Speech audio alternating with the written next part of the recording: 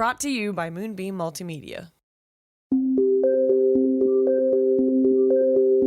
This is 16 to 1, a podcast about education, teaching, and learning.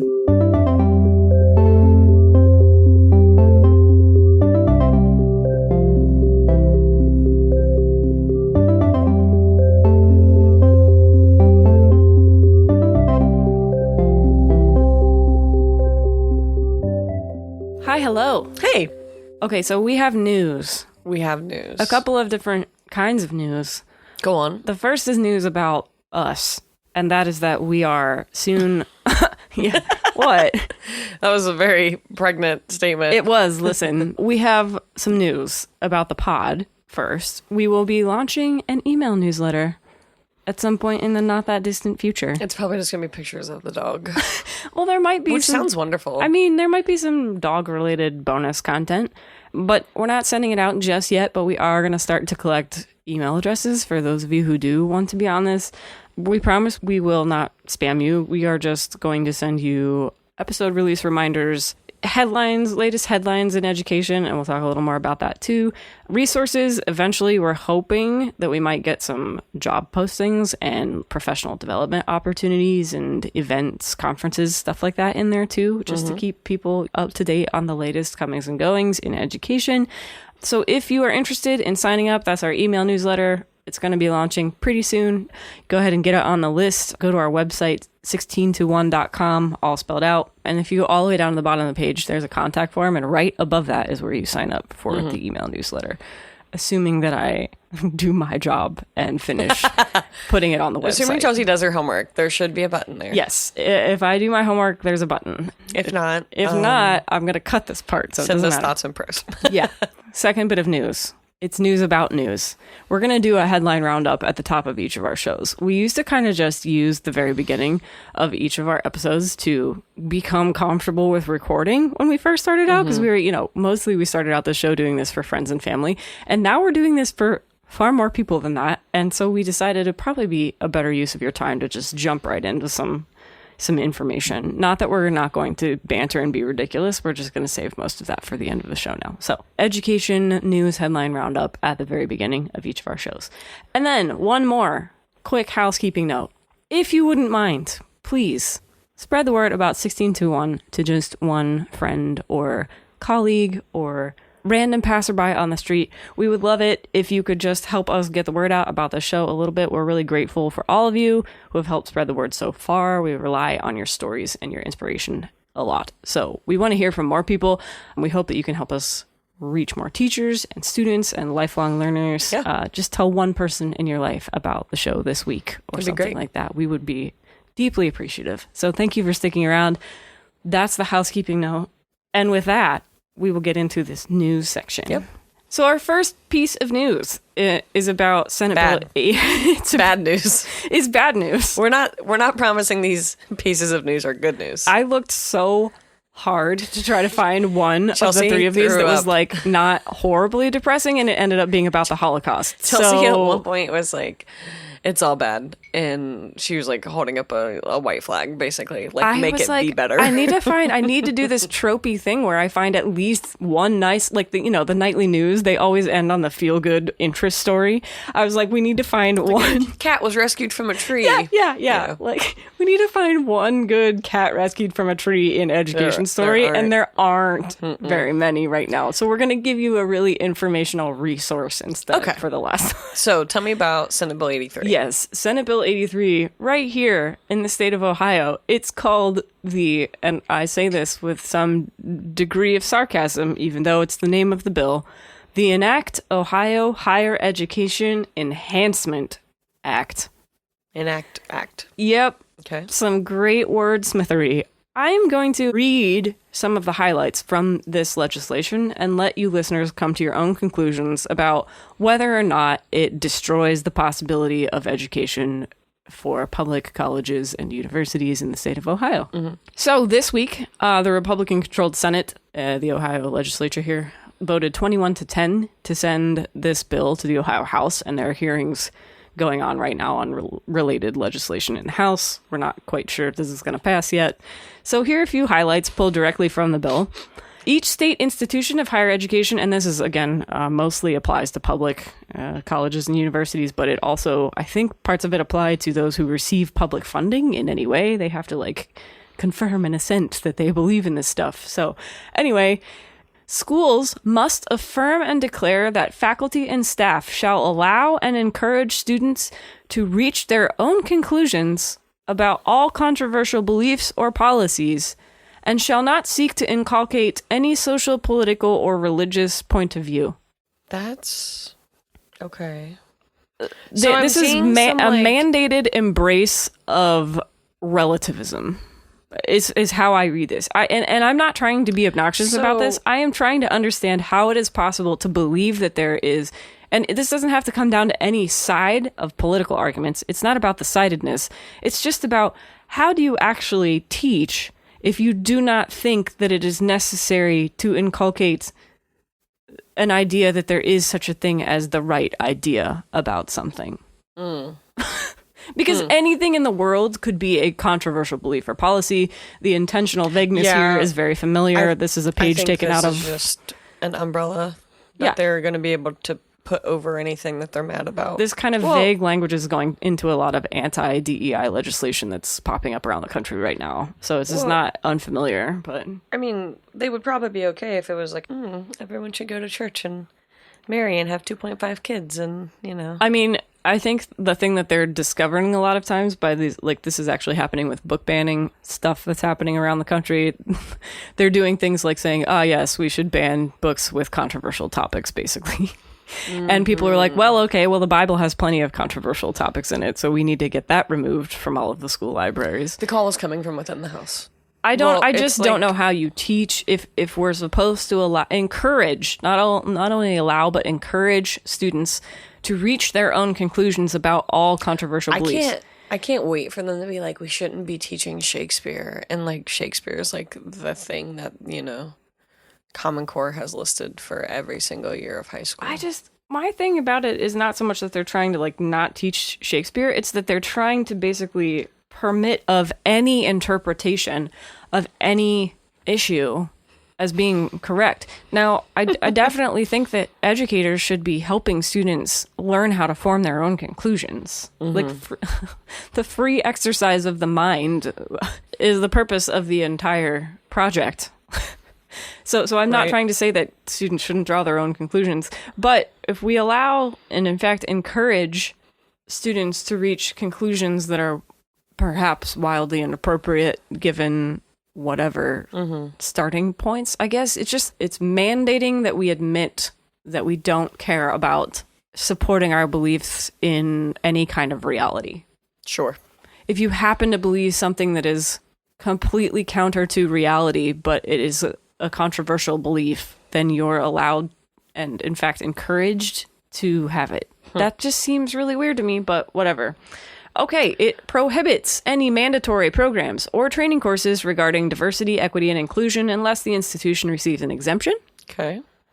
A school must declare that it will not endorse or oppose, as an institution, any controversial belief or policy, specified concept, or specified ideology, although it may endorse the Congress of the United States when it establishes a state of armed hostility against a foreign power. So we're pro-war. This division does not include the recognition of national and state holidays, support for the Constitution and laws of the United States, or the state of Ohio, or the display of the American or Ohio flag. This witch's brew of nationalism and authoritarianism is kind of terrifying to me. You're not allowed to... A school is not allowed to endorse or oppose anything specific. Any specified concept, which is so broad, except... except for we will celebrate national state holidays, we will support the Constitution, we will support the laws of the U.S., we love the state of Ohio, we're allowed to endorse our own government. What if I want to draw my own conclusions on a controversial issue, and I draw the conclusion that doing this is a slippery slope toward authoritarianism? But we don't discuss any controversial beliefs or policies. Well, we do discuss them. It's just that we have to allow everybody to draw their own conclusions about them. Okay. And we have to encourage everybody to draw their own conclusions about them. And then? The final one is that This legislation adds campus workers, faculty to the list of public employees who are prohibited from striking. So it puts them in the same category as police and first responders. It also forces institutions to rewrite their mission statements to include mandatory language. I read them, and they're kind of along the lines of guaranteeing intellectual diversity. It bans academic relationships with academic institutes in China. Okay. So We're anyway, saying that's a selection of things from the bill. I'm sorry that I couldn't keep my thoughts about it under wraps. I was going to try to be unbiased. But again, I don't know how you do the work of education. Here's what I'm thinking. You're just trying to teach, I don't know, it's like something about the history of math and science. The Copernican revolution, okay? Let's say you're trying to teach the Copernican revolution and you're trying to help people understand why this was such a shift, okay? What if they just want to keep believing that pre-Copernican models where the sun revolves around the earth, because of course mankind is the center of the universe. What if people want to draw their own conclusion on that controversial belief and they get graded on their essay gets a C because they're basically saying, here's why the sun revolves around the earth. Under this policy, that student, is not wrong. Get an A? Yeah, that's a good point. Yeah, I mean, I suppose so. So Ohio State's Board of Trustees put out a statement. This is from the Columbus Dispatch article that we did some of the research for, and that link is included in the show notes. But like I said, the Ohio State's Board of Trustees put out a statement, and it said that the bill would, quote, undermine the shared governance model of universities. It would risk weakened academic rigor and impose extensive and expensive new reporting mandates, end quote. Yeah, all of the sort of political and ideological concerns aside, the practical concerns of this bill it's going to be wild. Can you imagine the reporting burden? How many new administrators are we going to need for this? The reporting mandate alone, all of this is designed to be very expensive to colleges and universities and to throw them into chaos. That's kind of really my takeaway about this, is that this is designed to make public institutions of higher ed in Ohio descend into chaos, because chaos means we are not making progress on really important issues that might be more difficult for us to deal with. I don't know. It seems like a giant distraction. I'm sad that it's happening here in our home state. We'll keep updating on what comes of this as it's still being discussed and voted and all that moving forward. One final note about this. This is not unique to Ohio. This is going on in a lot of places. No, and if you've heard about something like this bill, it's probably been from like Texas or Florida. So, yeah. Okay. Anyway, second headline. You've got this one, yes? Yep. The second headline comes from Gwinnett County, Georgia. After months of backlash, Gwinnett County Public Schools will stick with abstinence-only sex education curriculum. For those curious, abstinence-only sex ed does not work, and for the full story on that, go listen to our episode number 33 called Sex Education. Yeah, it just doesn't work. Where we talked about it. It doesn't work. So the county had wanted to overhaul its curriculum after 22 years to include information about gender, anatomy, and reproduction and sexuality. This is a choice to stay ignorant, folks. Okay. Yeah. Way to go, Georgia. And when I say way to go, Georgia, I just mean that one county. Listen, we know that like gender especially is for some reason a topic that many Americans have chosen to obsess over in their day-to-day political lives. But for me, this just comes down to our kids are safer when they have certain information about bodies and consent. Allow me to just say that I've been teaching high schoolers, teenagers. I've been working with them for like 12 years now. These kids really don't know what happens. They have no idea how it works. My students who could get pregnant have no idea what happens to their body or anything like. Oh, I don't. Pregnancy is still a mystery to me, even. I mean, I've not been pregnant. Yeah, but me neither. Like, I have enough friends and coworkers and stuff that I've heard about. I can understand it. Yeah, no, but what I'm saying is when I hear those kinds of stories from those people, I'm just like, wait, what? Right. And it's because we weren't taught an accurate story of like what it was. Because it was like when a mommy and a daddy love each other, there's a baby. Beautiful miracle happens. And they like don't tell you that a person who is pregnant is super likely to die while giving birth because it's so dangerous. I shouldn't say super likely, but the odds are not, always in your favor is my thing. It's just a really dangerous medical procedure. And it has been since people started having babies. Yeah, there's risk associated. Oh my gosh. And this is even in 2023 when we're supposed to have pretty good technology. And so many, this is so funny. My male students specifically have no idea what a period is.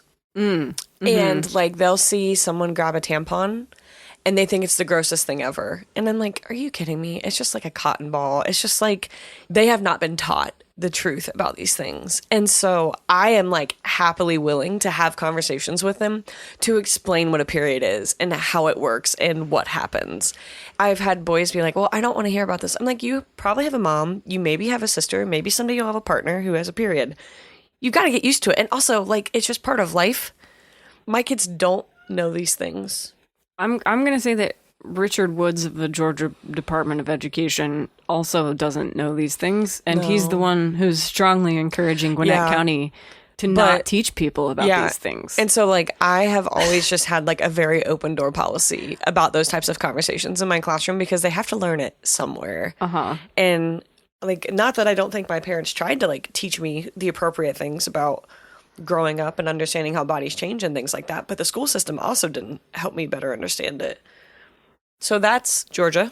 Yep. And last, we have the Maine Department of Education and the Holocaust and Human Rights Center of Maine, who paired up to create the Holocaust and Genocide modules for grades pre-K through 12. We love to see a state owning their need for design curriculum on important topics. Yeah, I picked this one because Holocaust studies are kind of your jam. And I was also, like I said earlier, trying to end on a useful note because I couldn't find an uplifting note. Yeah.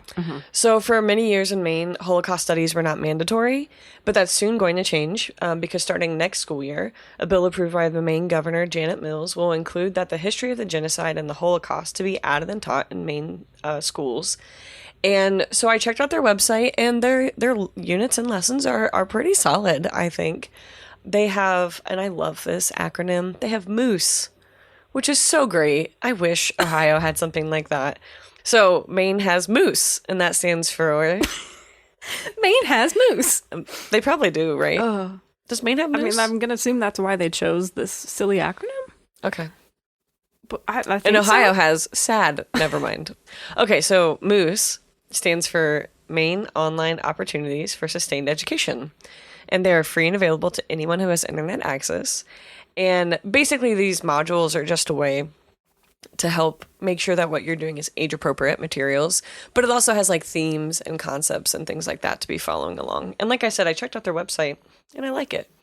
So this bill that's going to be requiring that Holocaust studies is intentionally taught in Maine was approved after the release of surveys in 2020 that found a widespread lack of knowledge of the Holocaust among Maine students.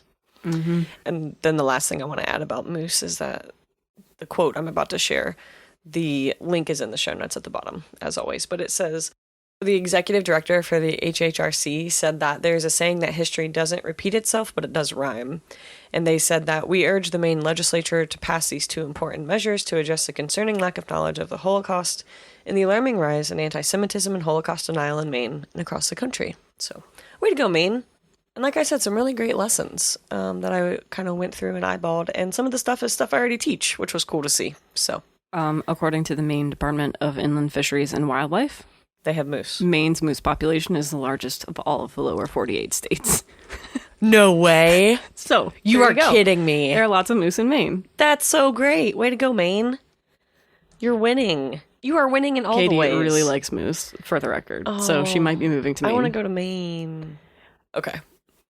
So this episode is about collaborating with colleagues and building professional communities. Oh, well, that's fun.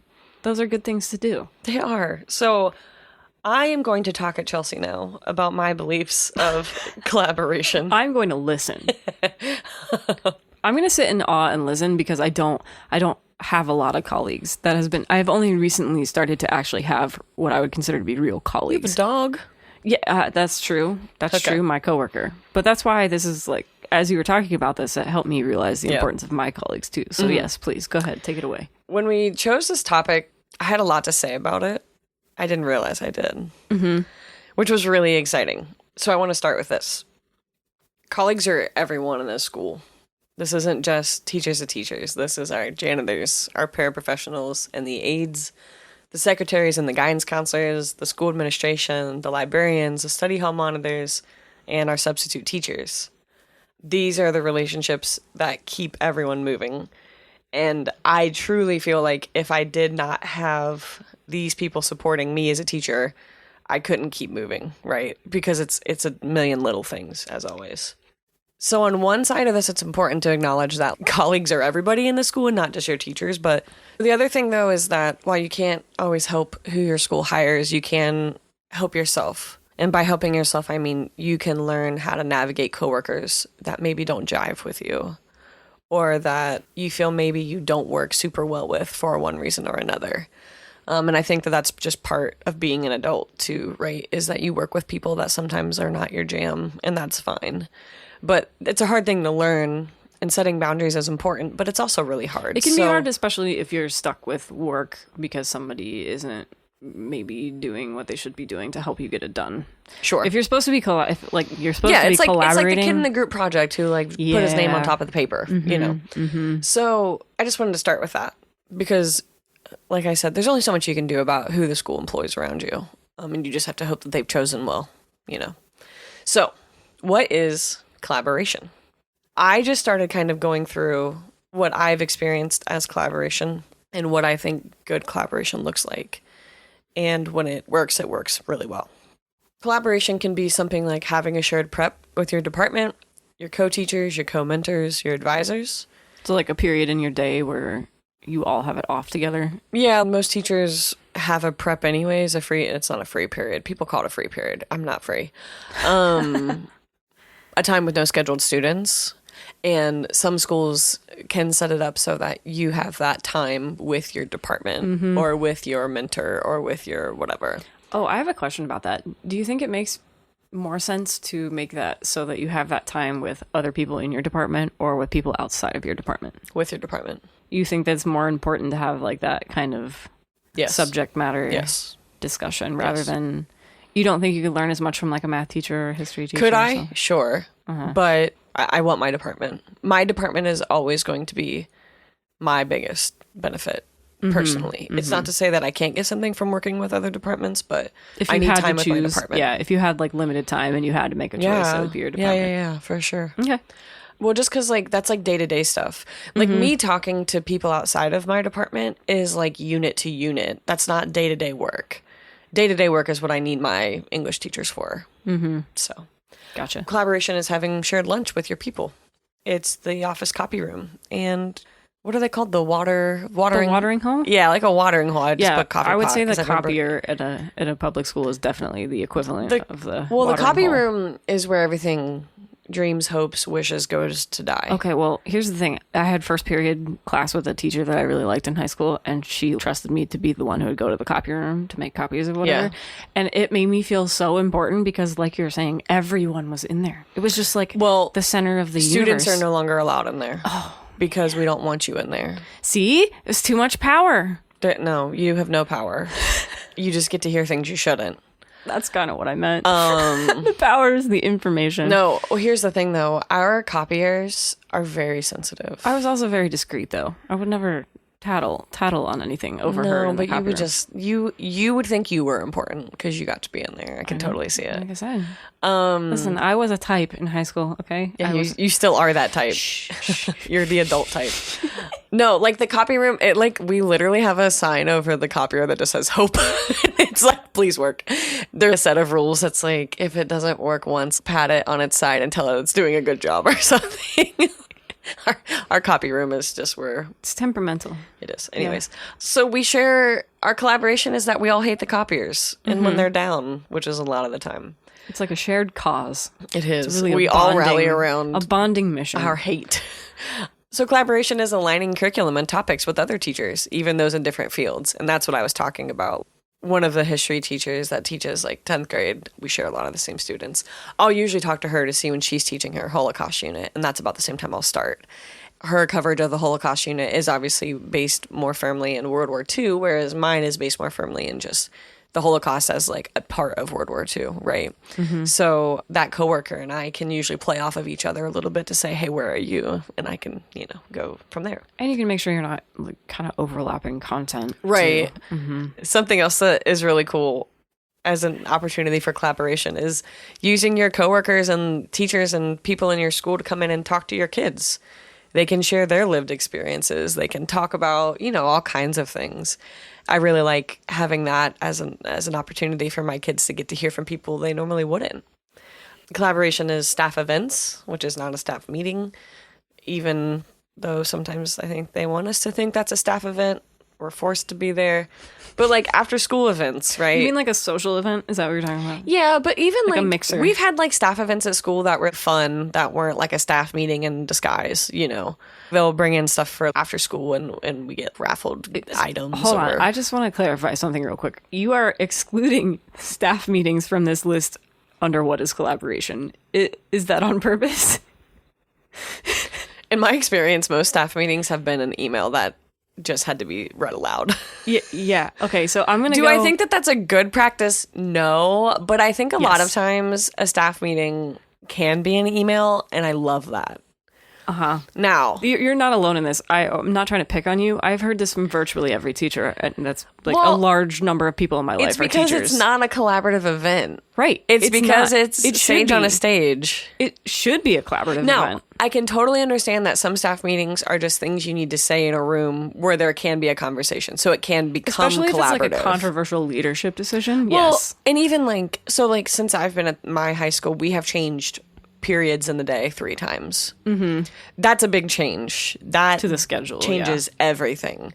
That's a staff meeting that becomes collaborative because we do have time to discuss. So I don't want to say that staff meetings aren't collaborative, but a lot of the times it's just No, they're not. I know you no, feel but bad some saying are, this. but Okay. some are. I know I have no problem yeah. saying it because I have experienced some that are like, okay, so what I want you all to do now is tell us where the flaws are. And I love those Sure. types of meetings because it gives us all a chance to think and Well, say, that's what hey, they should be, but that's also it's asking you to come to the meeting prepared or use that time to prepare thoughts instead of come and hear the thoughts that you could have just read in an email.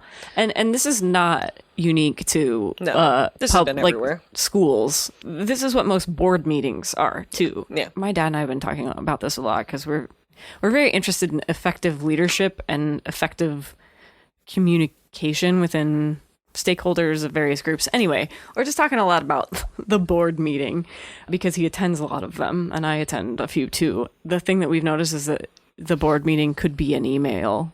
And what you should be doing if you have a strong executive board, or in your case, like a strong teaching staff, you should be using that time to talk together collaboratively to find solutions to really difficult problems. You should not be using that time to just hear information. The other thing, though, that you're talking about, which is different than what we're given as an opportunity, our staff meetings are 20 minutes. So that's not really the place for a big lengthy discussion where I think there's a difference, and I'll talk about professional development, but what you're talking about is what we're given at professional development time. That's not a staff meeting. So I think there's a difference there. Yeah, I do think there are different goals. I still just think that it's not respectful of your time to just go to a big meeting to hear information. That's all would be that's the parallel. I think I mostly agree, but there have certainly been staff meetings where we all needed to be together to hear something. So I can understand them when they're necessary. I just don't consider them a mostly collaborative event. All right. So other things you could do that are collaborative are attending the same professional development or conferences as coworkers, or taking the same classes as them, because we have to take so many classes every 5 years to be in good standing with the state and keep our licenses. I used to go to the Ohio Council for Teachers of English Language Arts. I think it's called Octella.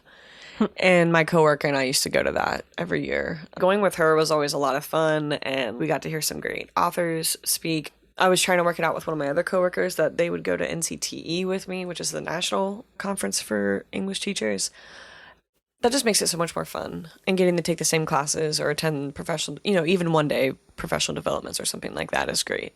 My favorite part of collaboration is getting to work with my department and using them to help me write lessons or rubrics or something like that. My coworker, who is the most senior in our department, is so good at writing rubrics.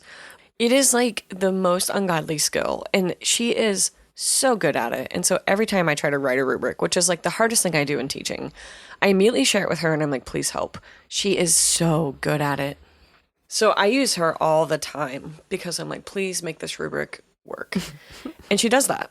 Mm-hmm. The other way that this can work, though, is like sharing with special ed teachers or someone like that, because that helps them see what you're doing in the classroom if it's not like a co-teaching situation, and it makes sure that you're meeting all the goals. And probably the most important way that collaboration works is talking with your coworkers about students. It's usually me going to someone and saying, hey, did you notice so-and-so yesterday? They seem to be having a bad day. And so that's like school-wide collaboration, right? Because then we'll even include administrators and the study hall monitor and stuff like that. Mm-hmm. And that's like one of the most important ways that I think teachers and people in a school can collaborate is to help say, hey, so-and-so was off today, or it seemed like they had a good day, or did something happen that, whatever. And I know I've talked about this before, but I understand that teachers can't be privy to all the information of a student's whatever that's going on. But it is nice to be able to go back and forth with your colleagues and say, something's up. Can someone just check in, Yeah, I think this is more support for why smaller class sizes are important, because you have less of a window into what's going on in a kid's life the larger your class size is. Mm-hmm. And like you're saying, that's really important for all of the students' teachers to know. Mm-hmm. Not you don't have to know everything about a kid's life, but to be able to be like, hey, here's something that might be preventing this kid from being here mentally present in my class today. If it seems like somebody's not paying attention, you might have the expertise of a colleague into that kid's life to be able to help them in a way that you couldn't help them unless, you had an opportunity for that collaboration. I think, I agree with you. I think I think maybe our superpower is our ability to read people. I have a really good eyeball for things. I can catch it pretty quickly. And that's just because I study them just like they are studying, English or whatever. And it's because I'm trying to work out the who's who of my class and stuff like that. So, but I think that those conversations are probably the most important bit of collaboration that can happen in terms of success for students, right? We're all paying attention to these things. And I think that kids would be shocked to hear how much we actually have put together about them, or how sensitive we are to them and their attendance or something like that. There are kids that if they're not at school, I'm immediately calling guidance and I'm saying you need to call home because this kid never misses or whatever.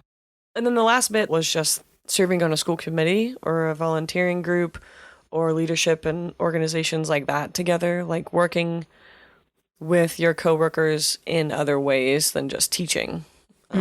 My one coworker and I, who's one of my really good friends, are now the advisors for 2 school groups, or being on like PBIS, which I've talked about a million times on this podcast. Like, those are the people that I love to get to work with, and they help me better understand like a full picture.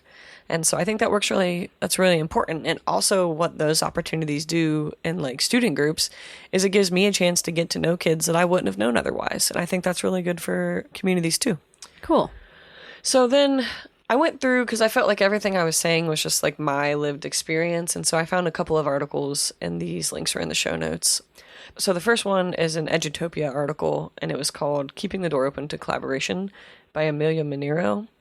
In the article, they quoted a school principal, so this administrator kind of provided the list of ways that she tries to support her teachers in making time for collaboration, which is the hardest part, is like making the time for it to happen. It requires buy-in from leadership, for sure, because you have to have this global perspective on the schedule to make it possible for teachers. Yeah. So this administrator who was mentioned in the article, this was some of the things that she provided for her teachers.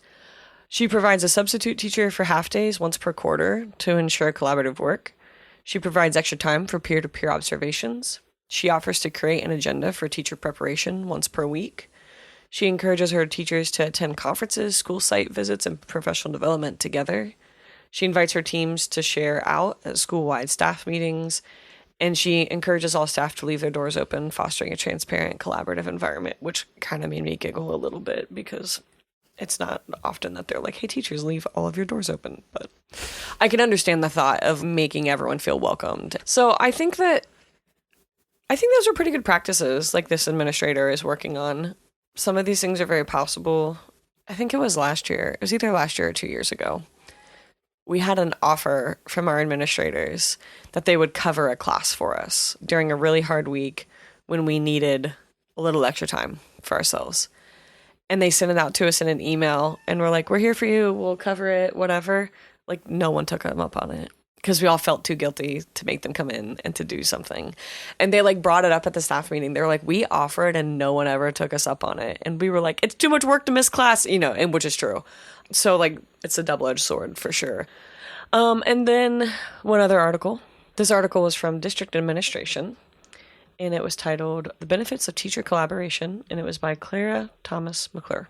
Okay, so I pulled out just some data from this article. There was a RAND researcher that in 2006 released a study that was based on analyzed federal schools and staffing surveys. And what they found in that was that there was a lower turnover rate among beginning teachers in schools with induction and mentoring programs that emphasized collegial support.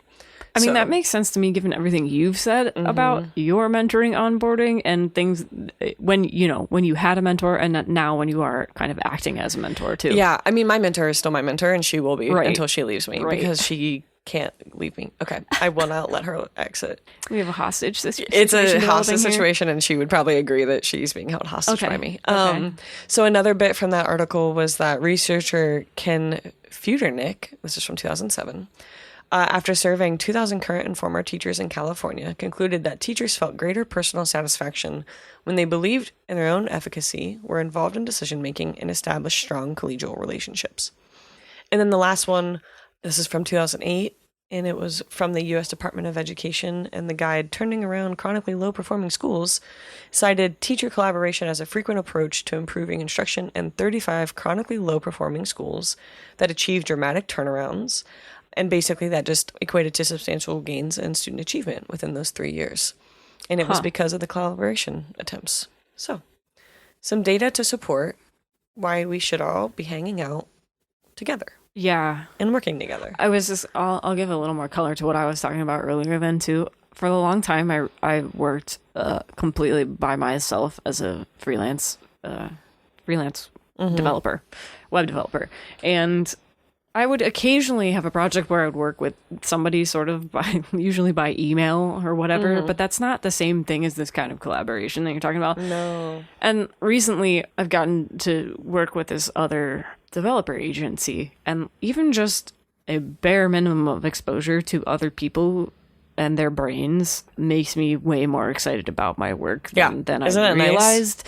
The thing is like I also am highly independent in that I do not want to be micromanaged. I want to essentially have a project and be left alone to work on it so I can just happily hyper focus.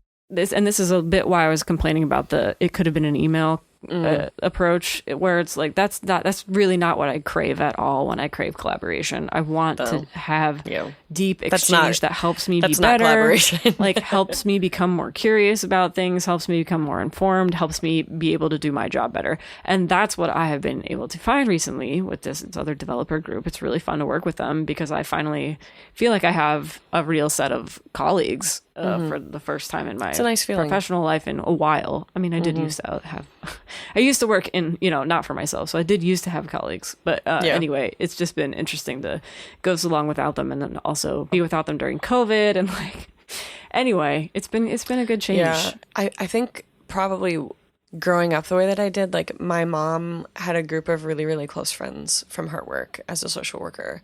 And my dad had a group, my parents both still do have huge groups of friends. But I think I was raised by people who also really valued their coworkers in a way that they were like part of our lives, I think for me, when I got my job, that was like one of the things I was most excited for was to like have that group. And it takes a while to figure out. Like I'm in year 10 and I feel like I've got a pretty good run on it. But the hard thing about education is that people do come and go. That's interesting. I'm just now reading that Bowling Alone book that I keep talking about. It's about community and social capital in America. And I've just got done reading through a section. It was about the centrality of the workplace in American social networks, It is. basically. And I mean, like, the only thing that has kept me teaching for this long is them. I love them. They're my best friends. Like, that's what makes it worth it to me is I work with really good people. It's not like there couldn't be other good people at other schools, but that's what's kept me there for this long is that they're my people. So I put in the show notes that as I was researching, I found that my favorite part of my work is collaborating, which is true. And I guess that's also true in my classroom because I run the yearbook, and that is a class of collaboration. And so I get to know kids really well and really differently in that class. And it's probably my favorite part of the day is to spend time with them. So I texted one of my best friends at school who's a second-year teacher this year and was also in my first group of students ever, which was very humbling. So you went through the school as your student, Yes. then came back to teach. Yes. Okay. And the first day I saw her, I had not talked to her since probably her senior year. I think I apologized because I had her during my first year of teaching. And I told her, you're about to understand why I'm apologizing to you. And at the end of the year, she was like, I get it. But I asked her about her views of collaboration and what it is like for her as a first year teacher or now second year teacher. And because she student taught at a pretty large Columbus high school. And so she has kind of a different experience. But should I read this whole thing? Yeah. Okay. So this is what she texted me. Collaborating with my peers has saved me so much of my sanity. Last year, I never knew if what I was doing was the best way to instruct and have students learn. Most of the time, collaborating with others is what gave me the confidence that got me through the year. Knowing I had someone that backed me up when students tried to tell me that my lessons either didn't make sense or were too hard helped me to not question myself more than I already was. I never felt like I had much to contribute to anything that was collaborative because I didn't know what I was doing and I was just trying to survive. And now I feel like I actually have something to contribute to professional conversations. I still go to other teachers to make sure that I have thought everything out and ask for advice or help. Collaborating is one of the most helpful things to my performance as a teacher because I know where I need to get my students to, and it helps our English department run cohesively instead of as an individual units that don't interact. And I think that last part is really important because, like, I'm in my 10th year and I am the second in seniority. And so there's been a lot of change in the department since I've been there, obviously. And so it's been really, really exciting for me to have new teachers come in where we can all sit together and say, I'm going to do this. Will you do this? So it's really beneficial to be working that way. And also she had important things to say as a first year teacher too, but it's a little bit different when you feel like you're the new one, you know? So, but that's what she said. And I thought that was an interesting perspective from a much younger teacher. Yeah, So, that's neat. yeah. Okay. Any other thoughts? I think it's really important that school leaders make time for this to happen, like you said, because I think the biggest challenge, I mean, it's also the biggest challenge for me, and I don't work in the school. So it's like carving out time to do something that maybe doesn't have a directly actionable outcome. Yeah. Like allowing people to have the time to grow and change without making demands on that time block, I guess. I don't know. It's just kind of like unstructured. I mean, it doesn't always have to be unstructured, but the possibility of unstructured interaction between unique minds working on unique problems is, I think, important. And we don't give people in the kind of busy breakneck world in which we live, we don't give people enough time to just chill and have that chance. I agree. Go ahead. If you're an administrator, make sure you're planning this time for them. Yeah. And make sure you're planning fun stuff that isn't just work too. Yes. It might seem like fluff, but it's actually really important for unit cohesion. We love it. Are we ready for fill in the blank? We are. Okay. Shall I do last episodes? Go for it. Okay. This was about the history of depression. We were talking about stress and burnout. We were really in the muck. We were in the muck. Can you tell we had completely revamped this podcast since then? So this is fill in the blank. We're going to give you the answer from last week's question. If you know the answer to this week's question, write into us hello@16to1.com. We would love to hear from you. If you answer correctly, we'll send you some stickers. Or even if you don't answer correctly. Okay, last episodes. The earliest written accounts of what is now known as depression appeared in the 2nd millennium BCE in blank, this part of the world. In these writings, depression was discussed as spiritual rather than a physical condition. Yikes. Like other mental illnesses, it was believed to be caused by demonic possession. And it was dealt with by priests rather than physicians. And this particular question was talking about Mesopotamia. It goes all the way back. Okay. Demonic possession, we love. Demonic possession. Speaking of demonic possession, we have a question about Henry VIII this week. Oh my gosh, that was the worst. I mean, he's a The weird worst dude. transition. He is a weird dude. Okay. So this episode's question. Yep. This was inspired by my coworker from earlier, actually. Sent me the podcast Noble Blood. And Chelsea and I listened to the entire series of King Henry VIII's wives on our way home from a recent trip. So this is where it came from. Yes, this was a road trip hyperfixation. So Anne Boleyn King Henry VIII's very famous second wife, who was beheaded because of lies, was killed on May 19th, 1536 at the Tower of London. Because of lies. It's lies. Okay. It is said that on the anniversary of her death, she can be seen haunting the tower, carrying her own head. Oh. So in what year did William the Conqueror build the White Tower, which was the first of many buildings that was built as part of the construction of what we know now as the Tower of London? So in what year was the first tower of the Tower of London built? He was showing off, William the Conqueror. He wanted everyone to be afraid. Spooky. Do you want me to go with what I learned? Or do you want to? Why don't I get mine out of the way because it's more depressing and we can Okay. end on your... Yeah, that checks out. You're It's slightly... very on brand for you. More absurd, but still a little depressing. Okay. Anyway, yes. What? yours is depressing in a way. What was your semi-depressing thing that you learned this week that you want to share with us? Well, it's kind of... We've been doing a lot of thinking about community. Which is why we're doing this episode. Among right now. other things, yes, it is becoming very central to the mission that we execute when we work on this podcast. So we're thinking about it a lot. And in that vein, I had this story come across my timeline this week. It's a Vox story about men and friendship. And the headline of it is Men Have Fewer Friends Than Ever and It's Harming Their Health. And it's just this sort of series of infographics in this Vox article, but there's basically what's being called a friendship recession, and it's hitting American men very hard. We'll link to the whole thing in the show notes. So this first infographic in this piece, I'll just share that one, is like, according to AEI's Survey Center on American Life and Gallup, the percentage of men with at least 6 close friends fell by half between 1990 and 2021. Wow. And it looks like it went from like a little over 50% to around 25%. So like 25% of men Jeez. say they have at least 6 close friends. That's it. So, So 75% do not. Yeah. This has just been more evidence along the same lines to suggest that we need to figure out more and different and better ways to build and maintain community Yeah. in this country. Yeah, it's really sad. Yeah. So that's what I learned. What did you learn? Well, I'm going to end on a high note. yes. I found my new favorite Wikipedia page. It's called The List of Inventors Who Were Killed by Their Own Inventions. Okay. Would you like some highlights? I would love some. Okay. Please, give me your here- favorites. Okay, let me pick a couple of my favorites here. I think you were showing me this earlier, and Blucifer is on this list. Blucifer so Blucifer is the Blue Mustang statue that's located outside of the Denver airport. I know we've talked about Blucifer.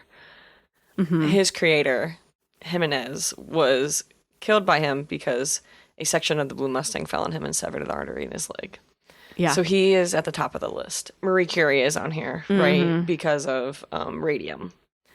And then we have people like Fred Duesenberg, who was killed in a high-speed road accident in a Duesenberg automobile. So he was in his own whatever. Oh, boy. We have Francis Edgar Stanley, who was killed while driving a Stanley Steamer automobile. What? He drove his car into a woodpile while attempting to avoid farm wagons traveling on the side of the road. Some other highlights. I can't imagine the confidence it would take. This is my favorite. Sorry, go ahead. The confidence it would take to drive your own put together, like, I made this thing and now I'm going to go drive it at high speeds. The industrial section has William Bullock, and he invented the Webb rotary printing press. And several years after its invention, his foot was crushed during the installation of a new machine in Philadelphia. And then his foot developed gangrene, and then he died during the amputation. Oh, no. There's like a whole maritime section, which was really interesting. So There's a section about people jumping off of high things, yeah, too. that one's not as interesting to me, because I'm like, well, okay. But this guy, I mean, there's maritime- little difference between those guys and the Wright brothers when you get right down to it. It's the difference that a joke? between Right down to it? the difference between breathtaking innovation and total collapse is very slim sometimes. There's a whole section called rocketry, and you can understand why that section exists. Okay, so for maritime... Stuff is risky. Innovation is risky, is all I'm saying. Okay, so John Day from the maritime section. He was an English carpenter and wheelwright, and he died during a test of his experimental diving chamber. And then we have Horace Lawson Hunley, who was a Confederate inventor. He drowned with 7 other crew members during a test of his invention, the first combat submarine. Oh my goodness. The medical ones are like... So not only did he trust himself in his vehicle in that case, 7 other men trusted him as well. Uh-huh. Okay. Okay, from the medical section, there's a guy named Thomas Midgley Jr. He was an American engineer and chemist who contracted polio at age 51, which left him severely disabled. So he devised an elaborate system of ropes and pulleys to help others lift him from his bed, but then he became entangled in the ropes and died of strangulation. Wow. Yeah, okay. That's a... Do you want one of the rocket ones? Whatever you got. Okay, Mike Hughes. He died in 2020, and he was killed when the parachute failed to deploy during a crash landing while piloting his homemade steam-powered rocket. Okay. Oh. So this is an ever-expanding list of people who died at their own invention. I think the aviation list is the longest. Okay. Makes sense. Franz, let me read his, because you'll like this one. Franz was a tailor who fell to his death from the first deck of the Eiffel Tower while testing his invention, the coat parachute. It was his first attempt with a parachute, and he told the authorities the first test would be with a dummy. But So he did he it lied. himself. He And lied. then jumped off the Eiffel Tower. And he's the only picture that's listed in the article. And Did he looking invent- at it, it looks like he took McGonagall's dress, cut it in front, and put it on either side and hope for the best. Did he basically invented the squirrel suit. Yeah, he was a flying squirrel, but he was a flop. I learned about that list, and it has just brought me so much joy. So those are some highlights. There's a ton more. You do some really funny Wikipedia reading from time to time. I do. Your rabbit holes are... I know. Are It's a good place. fascinating to me. I mean, a list of inventors killed by their own invention. That's like such a specific thing. That is trivia. Peak fodder. history trivia. Yeah. Yeah. Mm-hmm. So that's what I learned. Just really quickly, we watched Bridgerton's Queen Charlotte. Oh, yeah. It was so good. So good. I liked it better than Bridgerton. Oh, me too. We're into the new I don't Sweet think Tooth. it got as good reviews, and I'm not really sure why, because I don't know. I like Yeah. it better than Bridgerton. Anyway, yeah, Sweet Tooth. We're is back into Sweet Tooth. Oh, we watched 80 for Brady, and it was wonderful. I watched It's a one of special the on like corny movies that is Yeah. uplifting, you know. I watched a special on Katharine Hepburn. I learned a lot about her. Yeah, that's just some of what we're recently into. The comprehensive plan committee I'm on, I've talked about it a couple different times on the podcast. We released the first draft of our report, so that's exciting. That's awesome. We're still workshopping it, but we're making progress. We love a workshop. It feels good to participate civically. Fun. Yeah. We will see you in June. Yeah, Fine we're gonna people. have a couple. So we're gonna have our year in your review episode in June, and we're gonna have some announcements in that episode, so you won't want to miss it. And yeah, we just hope everybody has a good summer. We hope you all get off school very soon, and that you get a chance to relax. So close. All right, we will talk to you in 2 weeks. We'll see you. Bye. Bye-bye.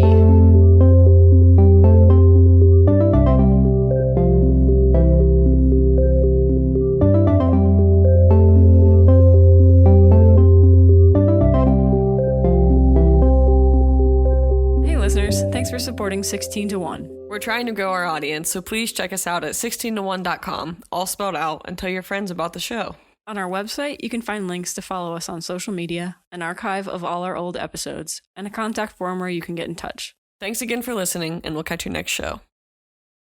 Beep beep beep beep beep beep beep beep beep beep beep beep beep beep beep.